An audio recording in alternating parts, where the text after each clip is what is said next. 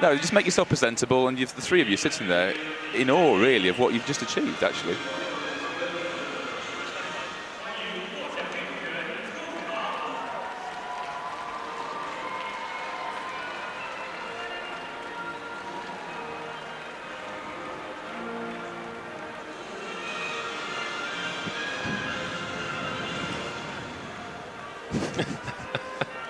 Easy. I make no apologies, Rishi, whatsoever. I've got to say, what an honour to be in this swimming pool, watching this young lady, 19-year-old Rebecca Adlington, win 2 gold medals for Great Britain. She becomes the most successful British Olympian ever at one Olympic Games, tied with Dame Kelly Holmes, Adrian.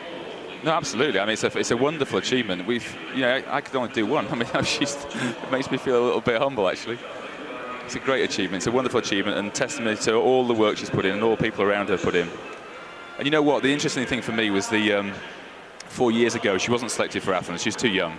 But they took a few swimmers over to Cyprus to the holding camp before Athens. And she was one of those swimmers that was asked to go and be a training partner for Becky Cook, actually, our distance swimmer at the time. So putting that effort in and just experiencing the holding camp and just giving of her time, I think it's just really well deserved that she's stepping up now as a gold medalist. Well, the bronze medal goes to Lotte Friis of Denmark. And she swam well, 8:23.0. Just outside the lifetime best that she's set to qualify for the final. And 7 of the 8 swimmers setting lifetime best to qualify. I have to say, I was a little bit surprised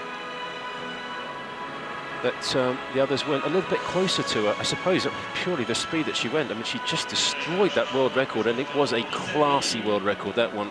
It was a world record that had to go sometime, but it was a great world record. And Filippi, well, swam her own way, which was out slow, back fast. And I just wondered if she'd have just tried a bit harder at the beginning. But Becky broke them, you know. Becky put physically distance between them and mentally a huge distance. It was a gulf that Filippi couldn't get. No way. And you really have to take your hat off to the way Becky swam it. Well, it's the double as well that gets me. I mean, that 400 metres freestyle, she was only winning at 399.9 metres, literally 10 centimetres. She took the lead. Well, British Olympic history. Dame Kelly did it 4 years ago in Athens. Rebecca Adlington won gold on the 400 metres freestyle. A big shock that was. Now it's gold on the 800 metres freestyle, and what style she's done it in. Rebecca Adlington of Great Britain, Olympic champion for the 2nd time here in Beijing. A new world record, 8 minutes 14.10. Destroyed the field, won the race by 6 seconds. Great Britain has a new female sporting heroine, and her name is Rebecca Adlington. What was great for me, Andy, was that we had at least 300 or 400 metres to celebrate with her, because we knew, the crowd knew, and so you go following it, and it's just a wonderful moment to see that. And for her, the same thing. She must have been looking left and right, seeing clear water, and she had time to savour it, I imagine.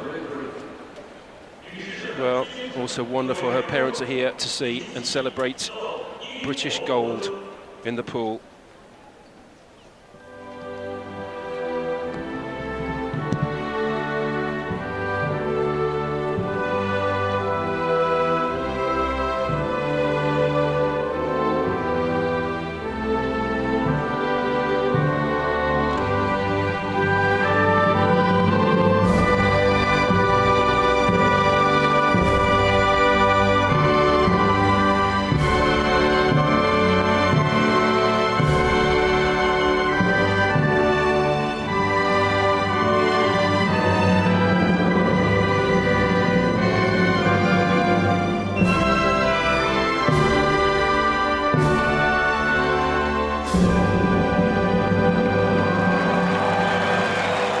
Britain's Rebecca Adlington wins her 2nd gold medal here in Beijing. It's gold in the 800 metres freestyle in a new world record, and she is now the greatest distance freestyler in history. A new world record, 8 minutes 14.10, broke the oldest record in the book. Janet Evans set it back in 1989, the year Rebecca was born. And Rebecca just broke it by over 2 seconds. And it was never really in doubt. No, I mean, we were worried about Filippi for one moment. And that's about it, really. It's interesting because, you know, we didn't know the 400 was not the one we thought she would win. We actually hoped that she'd get a medal in the 800 coming into this. So, you know, we all sit around and the commentators, the British commentators, particularly radio and TV, just, okay, where are the British medals going to come from? We'll do our own little medal tally and think about who's going to get them. We thought, okay, Adlington, yeah, maybe an 800 medal. Then she gets a gold in the 400 and we go, okay, now what happens in the 800? And then you get a bit nervous the night before, or we were. She probably was.